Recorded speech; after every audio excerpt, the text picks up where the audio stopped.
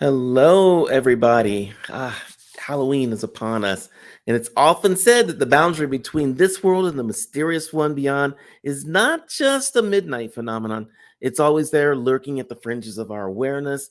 Whether you find yourself in broad daylight or dark of night, the unexplained refuses to adhere to a timetable. Today, we welcome Charisse Williams, a solo practitioner who's mastered the art of harmonizing the mystical with the empirical, guiding us through the spectral realms with a discerning and balanced approach. She's an extraordinary individual, author, and and someone who has actually mixed traditional Christianity and also embraces her calling as a modern day witch. She investigates some of the most haunted locations across the country, from abandoned sanitariums to ancient graveyards. Wouldn't touch either of those with a 10-foot pole myself, but we're going to find out why she does. Armed with a myriad of equipment like K2 meters, infrared cameras, and dowsing rods, she's delved deep into the paranormal phenomena, debunking myths while also validating inexplicable experiences that defy explanation. So let's sit back, relax, grab a snack, do whatever it is that you're going to do or want to do, and let's get on board with Charisse. So all I can say is, here we go.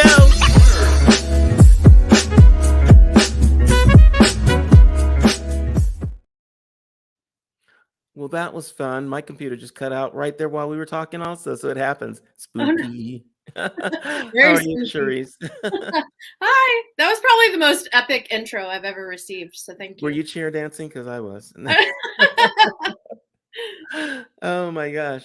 Welcome everybody to A Funny Way of Looking, where diverse minds meet. I'm just going to chill out today. Okay, we have diverse words and open minds, diverse thoughts and open minds. We meet them here together. Today, we are going to talk about ghost hunting. We're going to talk about Charisse Williams and all the things that she does. How are you today? I'm wonderful. How are you? Excellent. I'm doing just fantastic right now. I'm going to Good. ask you the hardest question of the day, and then we are going to dive right into this epicness. Um, who do you want to do a shout out to? That's the toughest question of the day. Yes. My family, both living and past, and Hmm. my whole spiritual team. I love that. Let's jump in. I've got some good questions here before, and most people don't know you yet, but they will after this show.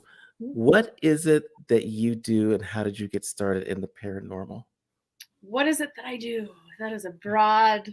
Let's That's a big topic. I'll start off. start Start off with with a snapshot of your background. How about Yeah, that? I'll start with how I got interested in the paranormal. So There I've we go. always been drawn to, ghost stories and Halloween and creepy things. And I actually had my first paranormal experience when I was about 6 or 7 at my grandmother's house. Hmm. I saw a complete shadow figure walk past me. It even turned and then disappeared. And at that young age, you would think that a kid would be terrified and go running from the room. But I Hmm. just sat there kind of mystified. My aunt came in the room and I told her what happened. And then that's when she broke the news to me that the house was haunted. They just didn't want to tell me because they didn't want to freak me out. And it didn't freak me out. If anything, I mean, I was a little uneasy, of course, but more than anything, I was so curious. And so that kind of really was what jump started my interest, my lifelong interest in the paranormal and things unseen. Yes. One thing I want to get into right away is a lot of people look at uh, Christianity, they look at witchcraft, which you are also into, and they look at the supernatural, and those things never meet. How did you pull them all together, and how do you explain that to people? Because really they do all meet. The three things you just mentioned are all kind of their own path, but they all crisscross at times and they all kind of run side by side. It really kind of angers some people when I combine Christianity and witchcraft. But really, they're not so different. I mean, we literally have Jesus working these miracles and essentially magic in a way. Um, and the whole spiritual aspect, I mean, if you look at like different religions across the world, they all talk about kind of this world unseen, this other world. They talk about Mhm. angels. So it all kind of, I don't know, it all really meshes when you really kind of start to look at it. So, you talk. I agree with you. By the way, Mhm. it's like How is this spirit any different than this spirit? You just call it by a bigger name or something. I'm not Hmm. sure. Um, so how do you actually meld them together? Because there are certain traditions, I guess, in witchcraft, and there are certain traditions in Christianity. How do those meld together for you? Like in regards to just my everyday spiritual practice or Yeah, just more and then how do paranormal? you tie it all into ghost also? Okay. Well, I mean, I do a lot of praying. It surprises some people to find out that I do pray to Jesus. I pray to Mother Mary. I grew up in the church. My one grandmother's Lutheran, the other one is Catholic. So I spend a lot of time in the church. Um, and I try to follow the teachings of Jesus, all of these topics could really kind of branch off and be their own deep dive topics. They could. um, but I mean, when I've been in some kind of scary paranormal situations, supernatural situations, I pray to Jesus, I pray to God. Um, so that's kind of the probably the biggest, most basic way that I kind of incorporate that. I mean, if I am doing, I mentioned to you the other day about doing spell candles and praying. I may be lighting a candle, but I'm also saying a prayer. And really, that's no different than, I mean, you go to church and you light candles, right? Especially in the Catholic Church. Mhm. You go up and you light a candle. So, how is that really any different with me doing it at my house in my sacred space? I just sprinkle some extra things onto the candle, like some herbs or whatever. But yeah, those are kind of some of the basic ways that I incorporate my Christianity into my practice. Okay. Now let's talk about ghost, because Yes. that's where we want to go. Is now when's the first time you saw a ghost was at your My grandmother's grandmother's house. Mhm. house, which she decided to let you know is haunted. Like, so how did you get into actual ghost hunting then? So that didn't really happen until later. I mean, I did seances and stuff with my friends. We would try the Ouija board and everything. But actual ghost hunting didn't really happen until later in my life. And I like to thank the show Ghost Hunters, which aired on Mhm. sci-fi, a million years ago. But they were really the first show that I watched that I was like, wow, I've read about, paranormal investigating and researchers and parapsychologists and everything in books. I didn't know that just like anybody could go and do this. And I'm like, here's these people. They don't have, they're not parapsychologists. They're just people who had an interest in this and they go and they try to debunk things. And whatever they're left with is potentially an actual haunting or evidence of a haunting. And so, yeah, they really inspired me. And I got onto Craigslist of all places. And I happened to find a group that was looking for another member, a ghost hunting group. And I joined and went out with them. And that's how I got started. So, Okay. I I guess don't condone looking for strangers on Craigslist to go to abandoned buildings with in the middle of the night. yeah, I was just That was gonna let maybe that one go. not my smartest move. I did meet them in the daytime first. Like we had a meeting and anyway. Okay, I got you. I have to ask you this because I've asked other guests this. You said that when we were little, we used to play with the Ouija board. Mhm. Most of the people I know won't touch a Ouija board with a 20-foot pole. Yeah. I know whether they're believers or not. Uh-huh. Um, when you did the Ouija board, what did you find? What happened? Um it would either be, I mean, it depended on who I was using it with. Sometimes it would just be, I think the other kids getting kind of freaked out and so they would just be silly with it and make it spell out cuss words or inappropriate things. And but the few times that I have had it actually spell things out, it kind of spelled out some not great things. One time, it was actually the last time that I had used it. It spelled out, I was using it with my aunt. um, and it was saying something not kind that I know I wouldn't have said about myself, and I know my aunt wouldn't have said this about me. And yeah, so I don't mind the Ouija board. I think the Ouija board honestly is a tool just like any other spiritual tool or ghost hunting tool. I don't think that going in with a K2 meter and asking, can you light this up for yes?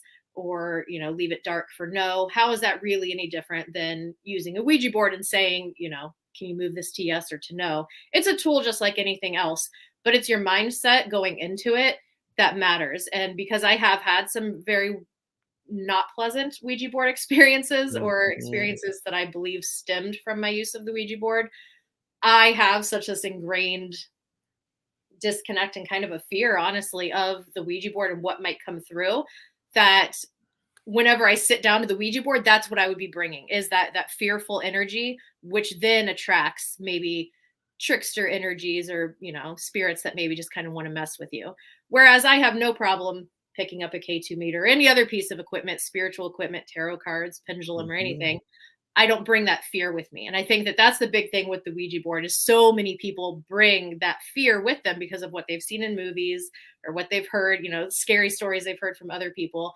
And so they have that fear and they sit down, put their hands on the planchette, and then they're bringing that with them. Gotcha. I Mhm. gotcha. But and by the way, is the Ouija board talking directly to spirits or is it something different?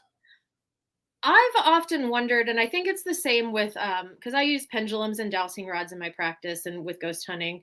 Um, and I don't know. I'm not 100% sure on how I think it works. Some think that it works. The spirit is actually moving your hand. They're kind of putting Mhm. their hand on yours and moving it.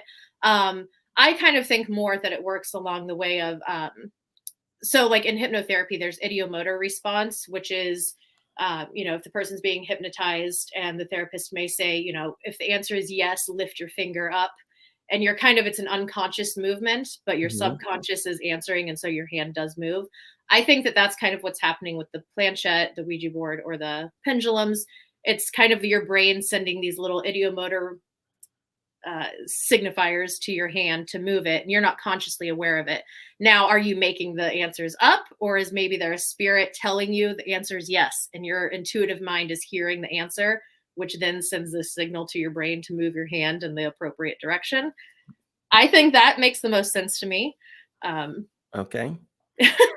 Okay. I'm on board with it. You let it go. I'm agreeing I'm with like, you. I could just talk and talk and talk. So I I've want just to got myself to like breathe and let you talk every now and then. no, I'm fascinated just listening actually. What I want to talk about ghost hunting. Mhm. Um, where was the first place that you went and you said, you know what, I'm gonna look for some ghost here? What was it? What was that like? Um, I honestly can't really. Where was the first place that I went? I think that it was Prospect Place Mansion, which is an old mansion here in Ohio. Um, Tons of history. It was part of the Underground Railroad. It's beautiful building, and I think that that's the first place that I actually did like a real ghost hunt at. Mhm. At least, actually, no, that's a big lie. That was a few locations later. My first location was a place called Malabar Farm. There's a mansion on that farm. It was Louis Bromfield, the author. He owned it. And that was my first actual investigation. Okay.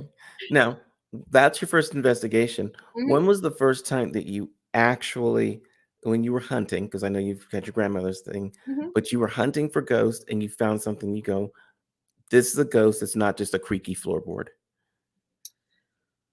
I mean, I don't know if it's just me. I mean, I find ghosts kind of everywhere, honestly.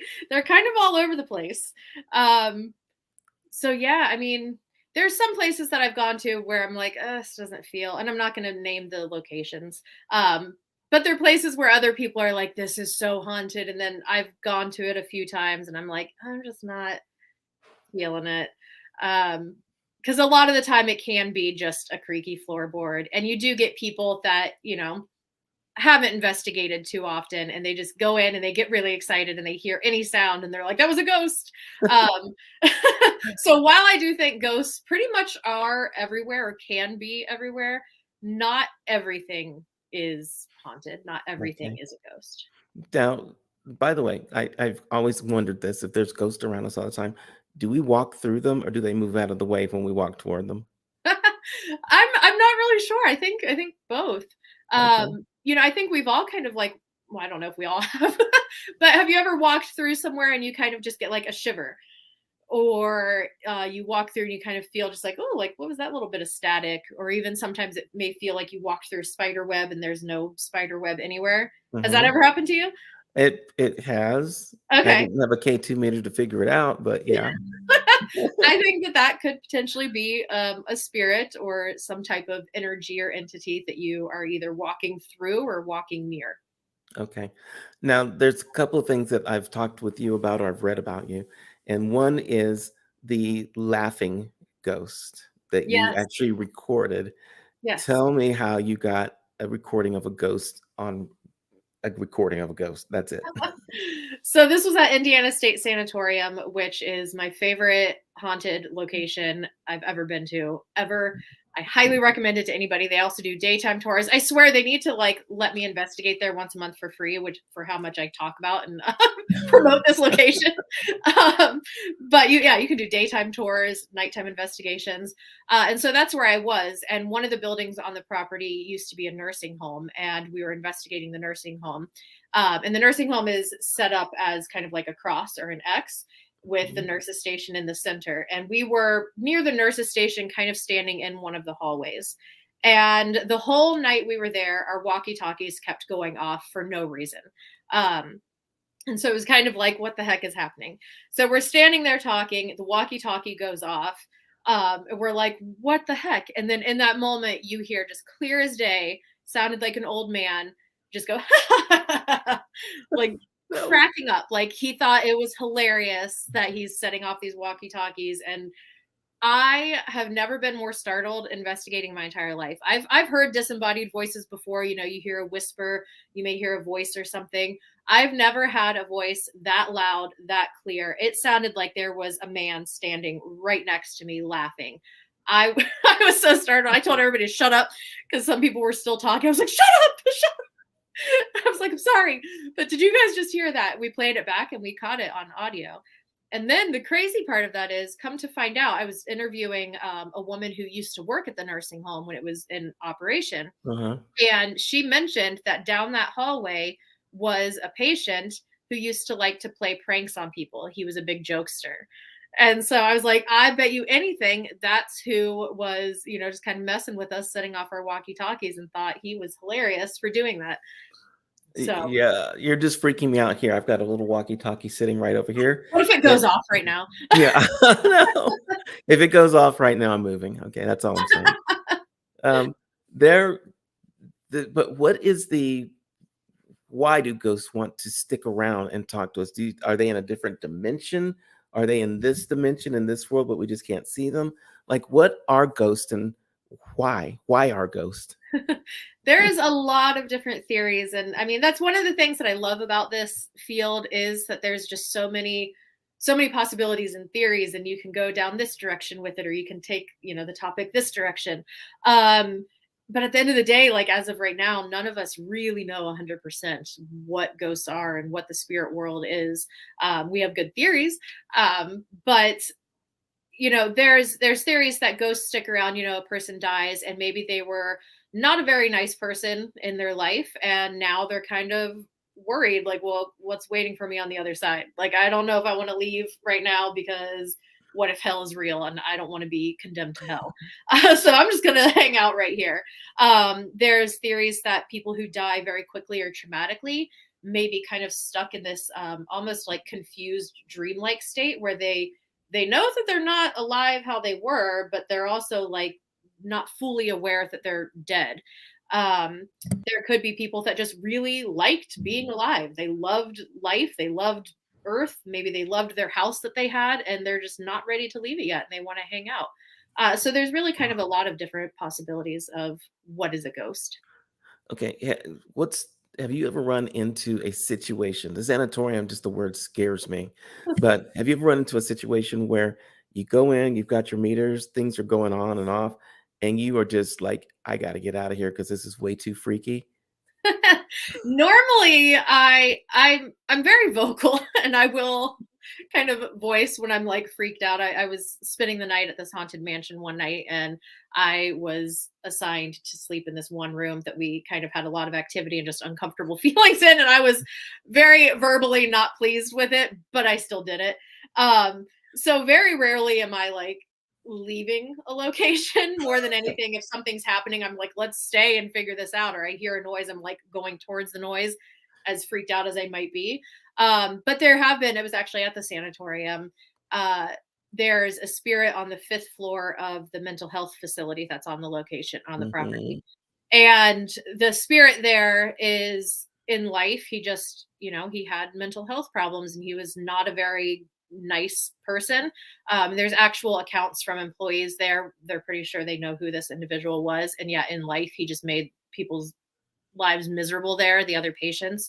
Um, and we're pretty sure that he's the one who's there. And he kept trying to get the other investigator that I was with to go off on her own. Like she kept feeling like she should go off by herself and go into this room. And I'm like, no, like I was kind of being her protector. And he was not happy about that. He even tried to kind of like, I don't know if he was necessarily latching on to her, but she kind of did feel like her energy was being messed with. So I had to cleanse her energy. He didn't like that. And so at one point in the investigation, we're walking and I just kind of like hit a wall, an energetic wall almost. And tears welled up in my eyes. And I'm like, he's not happy at all right now. I was kind of getting the image of Jack Torrance in The Shining, the scene where he's going down the halls and he's angry and he hits the wall at one point. It was almost like that, like energy.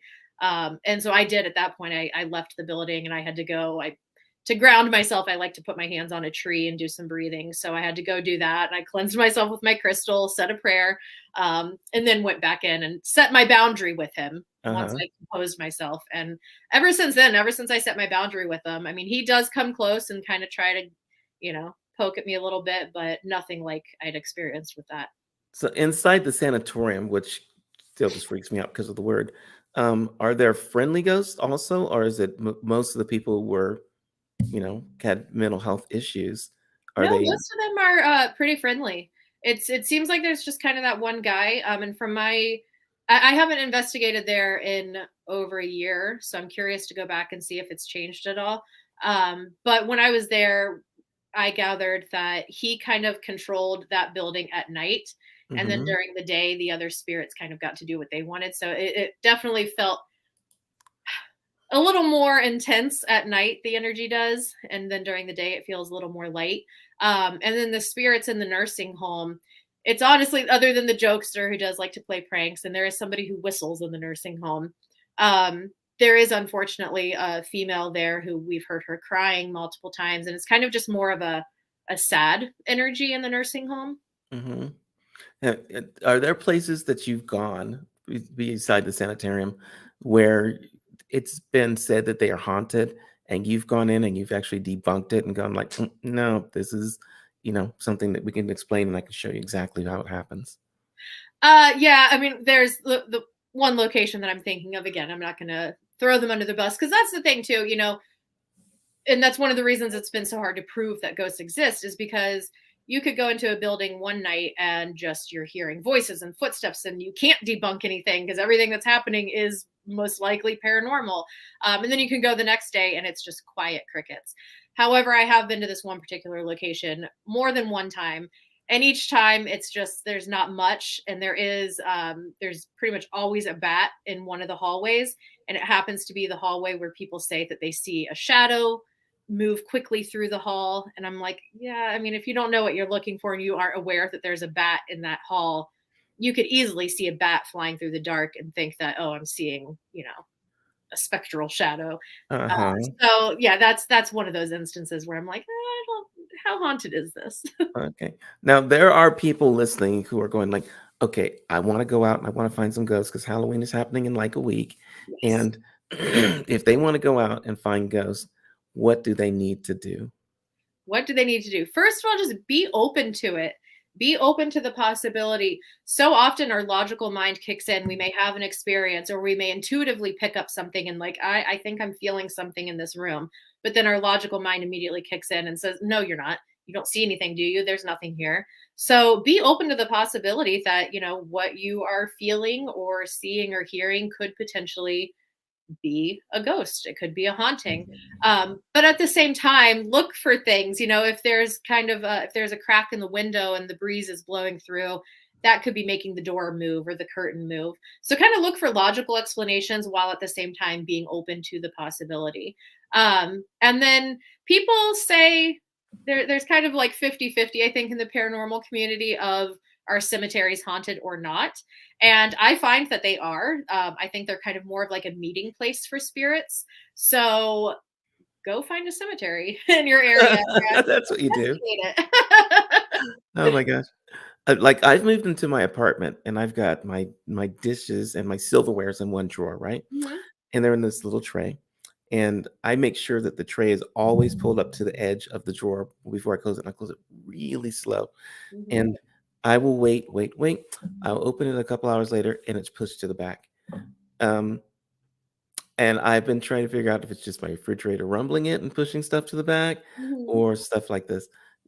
How do I find out if it's really a ghost or if there's some kind of creaking in my floor that's making it happen? Well, I would say if you've ruled out all of the, logical explanations, like, if you've checked that the drawer is even and it's not kind of at a slope and things like that, um, if you're left with no logical answers, then what do you have? You have something that's Okay. potentially unexplainable. And that's where you can rely on your intuition. What is your gut telling you? What are you actually feeling? Mhm. And then if you want to take it a step further, you could do things like a divination. You could pull some tarot cards. You could use a pendulum, or you could even whip out some ghost hunting equipment uh, and see what you got. Yeah, I'll have to invite you over to do that one day. Yes, I'd be happy to. Yeah, right now I'm happy with it just, like, sliding back, and I just put it back where it's supposed to be every Yeah, day, and it happens multiple times a day. Like interesting. Yeah, yeah, maybe they're trying to tell you something. yeah, I don't know. Now, would we be able to figure out if it's relatives of mine because they've never lived here, or if it's somebody that's been here and something weird happened and they're just, like, playing with me? How do we find out? It could, depending on, the information that you receive during, like, if you do any divination, or if you use something like a spirit box, which flips through the radio stations really quick. If you've watched any ghost shows, you've seen it, and it makes Mhm, the static. Um, Depending what, words or phrases come through that, you could figure it out. Um, Also, too, I mean, a good way, because our ancestors and our spiritual team is always around us, and sometimes they are really trying to get our attention, and that's when it's, I think, good to rely on your intuition. And because, I mean, I can tell, like, when a spirit is around me, because I get little just visitors that come and go from my house all the time, and I can usually tell, is this an ancestor or a relative or even a spirit guide, or is this some kind of a stranger? And usually, if it's one of your ancestors or a family, it feels familiar to you. mhm. I don't really know how else to describe it. It feels familiar. I mean, think about how it is, like, if you go to lunch with somebody that you just met, a blind date or something, and then you go to lunch with an old friend. The vibe feels totally different. It's kind of the same thing when a spirit is around you, one that you are familiar with versus one that you may not know at all. Gotcha. So when I smell my mom's perfume, that's a big hint. Yes, that would be a big hint that It doesn't mean I have a brain injury, and it's like, "Oh, that's the part of the brain that makes smell," and then you're just smelling your I mean, mom's you could perfume. always I always tell people, go to the doctor, because, I mean, unfortunately, there are sometimes some, like, actual physical, mental or physical Mhm. things that can mimic a haunting or, like, intuition. So if you are ever actually kinda concerned about that, then always go check that out. Yeah. However, yeah, more often than not, if you're smelling her perfume, it's probably her stopping by. Mhm. Gotcha. Okay. Hey, mom. Um, where are some places that you wanna go that you've not been able to yet, and you just wanna check them out? Oh my gosh. So speaking of, like, old hospitals and stuff, Poveglia Island in Italy, I would love to go there. If we're talking overseas, here in the United States, I always wanted to go to Alcatraz, but I don't even think that they have it open for tours anymore. I think because it Really? was that's what I heard. Don't quote me on that. Okay. But I heard that they were going to be just shutting down even just like the daytime tours, because it was just kind of getting too crumbly and not safe. But I would love to go to Alcatraz. I bet you can hook that up. It Yeah, just yeah, I think I have a feeling that you could hook that up somehow. I hope so. Oh, Yeah. and then here in Ohio, there's the Ridges, which is, Athens Lunatic Asylum. It's part of Ohio University now. I think they only use the first floor of the building, and the rest is just abandoned. Oh my gosh, Mhm. that I wanted to get into forever. They don't open it for tours, and they don't do ghost hunting. So if anybody watching has connections Exactly. to the Athens Lunatic Asylum, please let me in. You've written a whole book about this too, haven't you? I have. Yeah, Oh, what's the there you go. So it's The The Witch's Witch's Guide Guide to to Ghost Ghost Hunting. Hunting. And I always say this book, even if you don't fancy yourself a witch, um, this book is filled with all kinds of great information. If you're brand new to ghost hunting, it has a whole ghost hunting 101 section. That's pretty much kind of what the first half of the book is. It talks about what are ghosts, what are different types of spirits. It also talks about how to use your own intuition, like what is your intuition? Because some people are clairvoyant, some are clairsentient. So it helps you figure that out, as well as how to use that on an investigation, how to cleanse yourself, how to protect yourself. Um, it's a great resource, I think. It's a good resource. If when you're going, do you prefer to go by yourself or do you want to go with a team usually? Uh, Usually with at least like a couple other people, like one or two other people. I don't like a large group because then it gets to the energy's too scattered, and then I like to try to pick up things intuitively. And when it's a large group, I kind of am getting stuff from the people, as you know, intuition from the people as well as the location, and it can get kind of muddled. Um, but yeah, one or two people is good because it does help. You know, if you hear something, to turn to the person you're with. Did you hear that also? Did you see that also? Uh-huh. Um, yeah.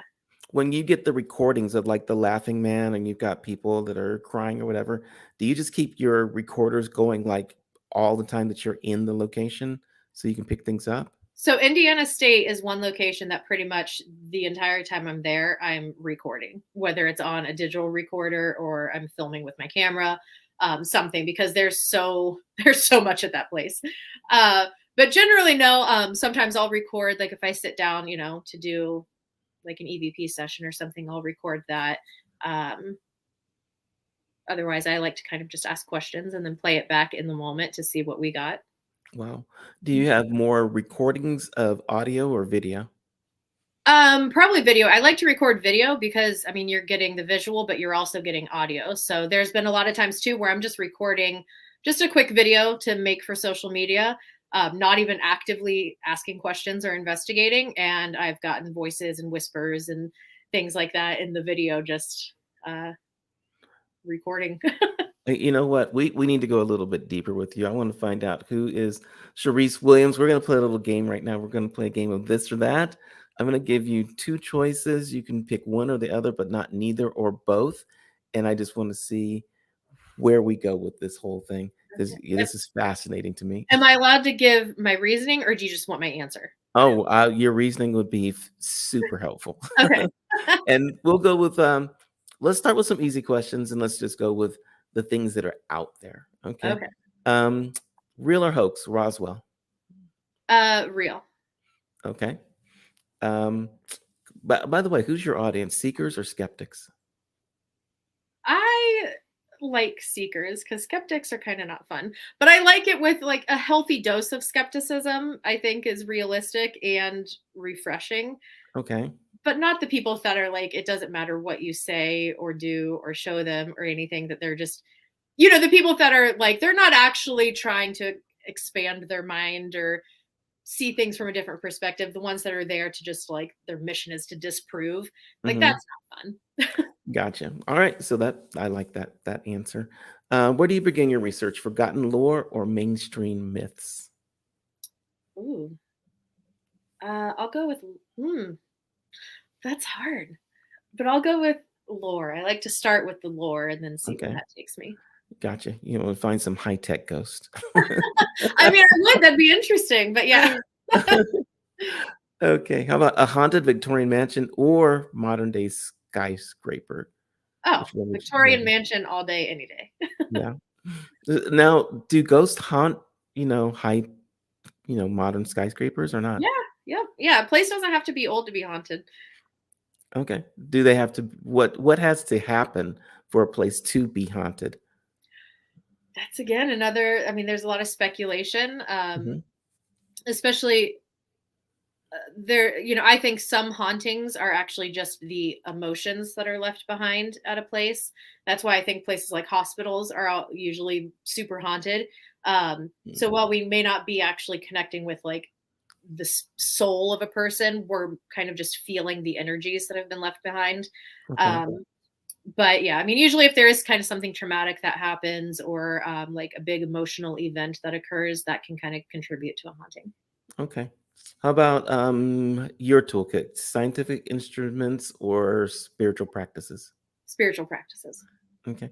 Now, when you say that, and then you tell people, well, these are actual ghosts, don't you have to get them past the spiritual practices part first to get them to the actual haunting part? Can you rephrase that? I'm not Well, in sure. other words, if you say I'm a psychic or I'm a witch and I believe that I found a ghost because this and this happened, as Mhm. opposed to I pulled out my meter, I saw these lights go on and off, I felt this energy and we read the instruments, Yeah. um, and you're saying that you feel it more through psychic and spiritual rather than technology. Yeah. I do like the technology, but also, I mean, none of this equipment is made to find ghosts because we don't necessarily know what ghosts are and what they are composed of. All of the equipment that we use for ghost hunting is equipment that we've just kind of modified Right. for what we think a ghost is. Like the And there K2 can meters. be, huh? Like the K2 meters. Yeah, there can be a lot of user error with some of this equipment as well. Um, like the K2 meter, things like your cell phone can set it off, walkie talkies can set off REM pods.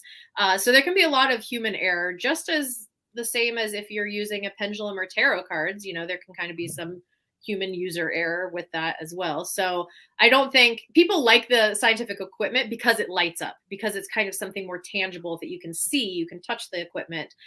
So a lot of people like that versus relying on what somebody may be picking up intuitively because, if I'm saying I'm feeling this, you have nothing to go by other than Mhm. what I'm feeling. But if I'm holding this piece of equipment and you're seeing it light up, you can kind of connect with that experience. Okay. So would you rather go with or without a psychic medium? Not just a psychic, but a psychic medium. Um, I mean, it doesn't matter. I I don't need one because I feel I do pretty well intuitively. Okay. But I am always willing to learn from other people, and they may pick up on something that I'm not picking up on. So Okay. What's your philosophy, I guess? Crossing over spirits or letting them be? I do not believe in crossing over at all, which I actually talk about that in my book. Because again, we may have very strong convictions of this is what happens when we die, but Mhm. truly at the end of the day, we don't really know. And so I don't want to try to cross somebody over and send somebody somewhere that I don't know what's happening over there. Okay. I don't truly know what's on the other side of that light. So I'm not going to tell some spirit, yeah, you'll be safe over there. How do I know? I don't really know. Where am I actually sending you? I I don't don't know, Carol Ann. right? Go to the light. And then also I feel like that's their personal spiritual journey. Like I shouldn't be the one to make them go somewhere. Okay. When they are ready, they can go. They'll figure Okay. it out. What takes precedence, historical research or fresh eyewitness accounts? I like historical research. Okay. Yeah, because it's always fun when you have those personal experiences, those firsthand accounts, like the spirit playing the prank on us with the walkie talkies and then laughing, and then we find out that the history of that building and the patients that were there, and it correlates. That's like my favorite thing ever. Gotcha. What do you think most ghosts experience? Eternal haunt or passing visitations? Can you expand on that? In other words, are they stuck here or they just get to come and go when they want? Mm, I think I that's both. I can't pick one or the other. Yeah, Oh, it's both. I think it okay. depends on the spirit. We'll let you break the rule on that one. Yeah. Okay. Um, where do you see the future of ghost hunting going? Is it world renowned or underground? It's not going anywhere. The Yeah. paranormal, ghost hunting, I mean, it's been around since ancient times. Um, Not to quote my book again, but I do talk about like the early beginnings of ghost hunting and paranormal investigating.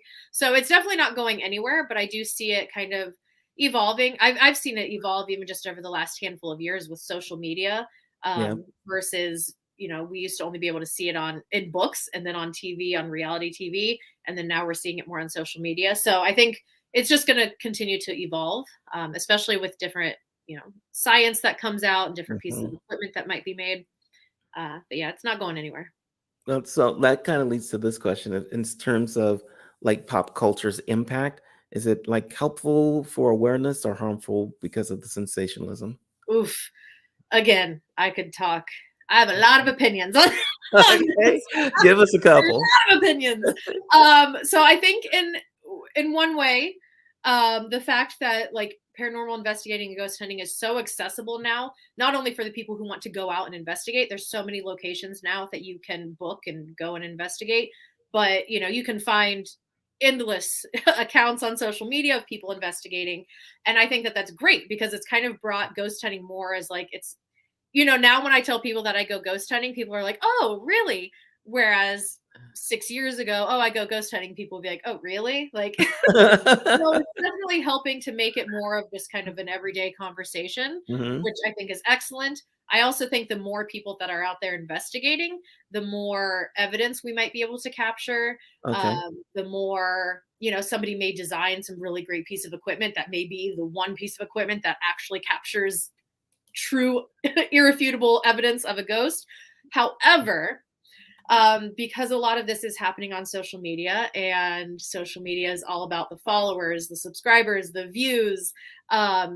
There are unfortunately a lot of people who are doing it solely for that. And so they Hmm. exaggerate, they make up claims, they fake evidence. And that I think can be kind of detrimental to the field because if you have people faking it, it kind of detracts and takes away from the people who are doing legitimate research and trying to put out actual evidence, which is kind of a bummer. And then because they want the views, the quickest way to get the views is to say something is haunted by a demon or I got possessed by a demon on this investigation. And I think that that Hmm. can really be kind of a harmful, kind of harmful. So just putting this or that aside for just 1 second, Uh-huh. two questions actually. What do you want to have happen because of ghost hunting? What's the end goal that you want from ghost hunting? Ah, um, gee, I think to just have to help people open their minds, because when you realize that there's so much more to the universe than just what we can see and touch, Mhm. um, it kind of just helps expand your mind. It helps you look at things from a different perspective as well. Also, when you're investigating, you may hear the story of one of the elderly patients at the nursing home crying, and it kind of can help you connect to your empathy as well. It helps pique your curiosity, which helps to maybe you want to learn new things. It just really helps to expand people's minds, I Mhm. think, and look at things from a different perspective, which I think can then kind of trickle down into other areas of their lives, as well as the empathy that can kind of, maybe you feel really bad for a ghost on investigation, and then you kind of carry that empathy with you to other people in your life. Um, yeah. Okay. I don't know if that answer made any sense. It might make sense. Let me ask you something just kind of whimsical. Yeah. I've got so many more questions I want to ask you. If ghosts, if they could vote, who do you think they would support, or what do you think they would want to have happen? What do ghosts want? Oh, geez. I guess it depends on the ghost because there's some. I mean, just like there's some questionable human beings, there's Uh-huh. some questionable ghosts as well. Um, so yeah, I'm not really sure. You'd have to ask the individual spirit Mm. on that one. When you come over and check my kitchen ghost, we'll ask them. We'll ask Okay. them. um, so let's keep on the scientific. Okay. Mhm. So quantum physics, it's really big these days in the realm of spirituality. Is it an intriguing intersection, or is it just mere speculation? I think pretty much any topic having to do with spirituality, the paranormal, supernatural, all of that is just science that hasn't been, really discovered yet or Mhm. replicated in a lab or given a scientific name yet. I always kind of compare that to germ theory. There were theories that there were these little things that we can't see with our eye, but they're making us sick. And Mhm. people thought that you were Looney Tunes if you thought that. Like, what are you talking about? And then we invented microscopes, and you could actually see that, okay, wait, these things are real. And oh, maybe we should start washing our hands. So it's kind of that, I wouldn't doubt that one day we will be able to kind of create maybe some sort of camera or something where you just hold it up and you can see here's a spirit here. Or yeah, some other way to fully prove it.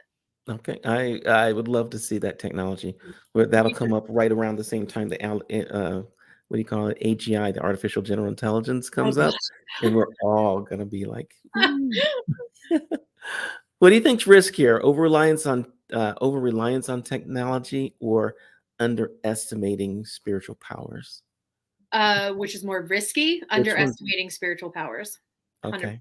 Yeah. There's, like I said, there's so much unseen that we aren't aware of. I mean, there's so much just about our own human brains that we don't fully understand yet.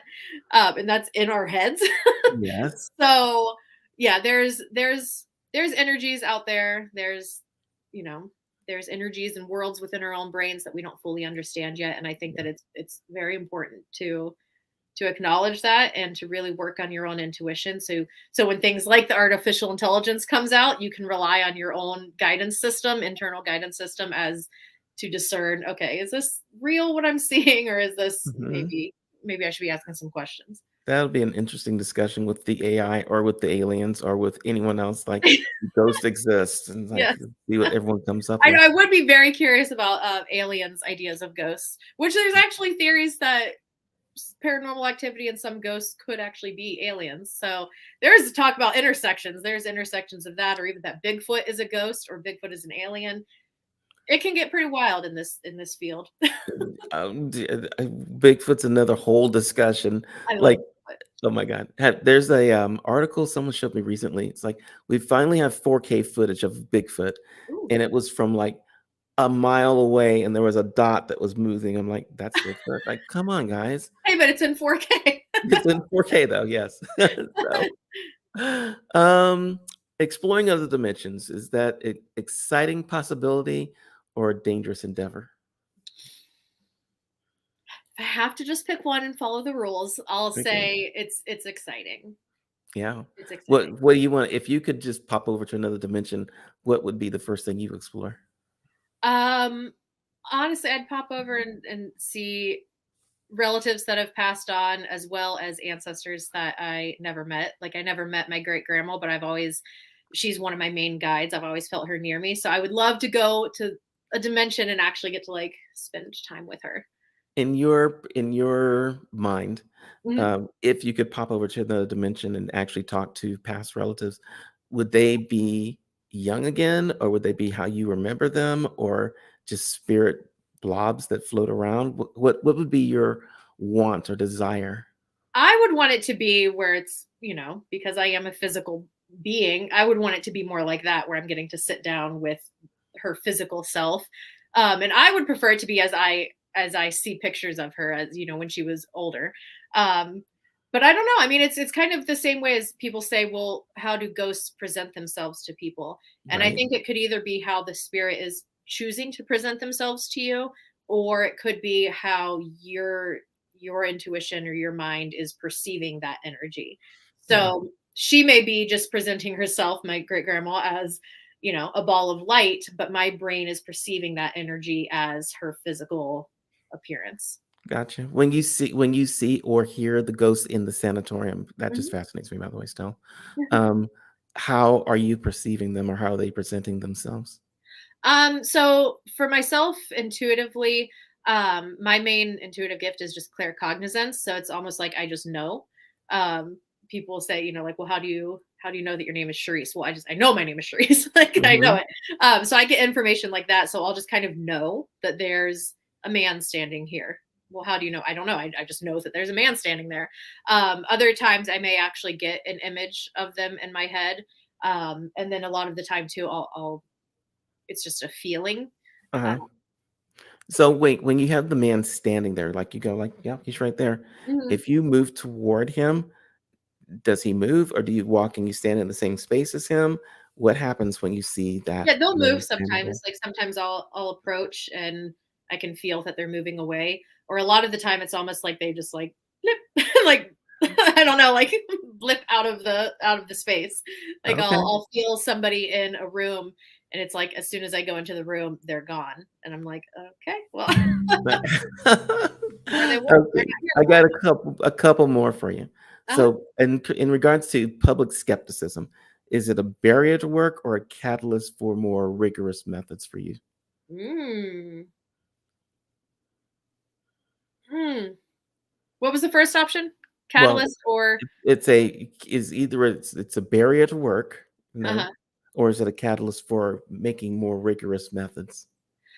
If I'm actively investigating with somebody who's a skeptic, I think it's more of a hindrance because I feel their naysayer energy. Like they put Mhm. that so much into the environment, it can stop activity, honestly, and it can make it hard to pick up on the energies that are in the building because you're feeling so heavily their like poo-pooing energy. So that can definitely be a hindrance. Wow. How many people have gone from skeptic to believer because they've worked with you or they've read your book or they've done anything and they go like, "Yep, this is real." I don't know if I've had like I can't think of anybody that was like definite skeptic and then they're like, okay, I believe. Mhm. Um, yeah, I'm not sure because I think pretty much everybody I've come into contact with, at least that I'm aware of, whether they've read my book or I've investigated with them, they may be kind of skeptical, but they're open to it. Like my husband, he's definitely very one of those, like, it could have been this. Like he tries to explain away anything and everything that he can, but he is still kind of open to it. Like he had an experience when he was like 13 or 14. We were actually just talking about it yesterday, and I was like, "Well, how do you explain that?" He's like, "I can't. That was a ghost. Like that was a ghost." I'm like, "Well, so you can say that that was a ghost, but then if you're in this like creepy old building with me, like so." Yeah, it's funny. Do you get him to go into the sanatorium with you? He Sanitarium. actually has been to the sanatorium with me. And I also like to do just a lot of abandoned exploring, like going out to the country and finding like old abandoned farmhouses and stuff. And he likes to do that with me as well.